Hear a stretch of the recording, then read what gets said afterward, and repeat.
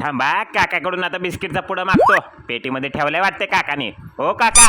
काका, अहो कान बिन फुटलं काय तुमचं? बहिरा झालं काय? बिस्किटचा पुडा द्या द्या. या बिशुम, अरे बाजूला वाक्य.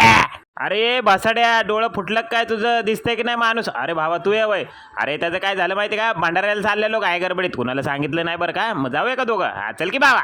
पॅकेज काढून रेसॉर्टला आलो होतं बरं का. त्याचं काय झालं, बायकोची रोजची कटकट, डोक्याला ताप, रोजचा डोक्याला शॉट दिला होता कुठं तर फिरायला घेऊन चला म्हणून. मला पण ते भांडी घासून आणि कपडे धुवून कंटाळा आला होता बरं का. म्हणून बायकोला एकदाच रेसॉर्टला फिरायला घेऊन आलोय. तिला बोललो जितक्या डुबक्या मारायच तितक्या मार, पण वर काय येऊ नको. तिच्या हालचाली बंद झाल्यात बरं का. बाट खात बसलो होतो बरं का. त्याचं काय झालं, सकाळ सकाळीच बोललो मस्त 1 डझनभर आंबा आणलं आणि बायकोला दिला रस बनवायला. आणि काय झालं माहिती का, निमित्तच झालं बरं का. लघवीला आली मला आणि बायको रस पिऊन बसली की सगळा. आता कशाला तिला काय बोलायचं, हानी दरादरी गपचूप बसलोय बाट खात खात. अरे कोण बोलतं घेतल्यावर माझा हातपाय थरथर कापतात. अरे वाघाची मावशी नाही, मावसा आहे मी. हिम्मत असेल तर माझ्यासारखं करून दाखवा.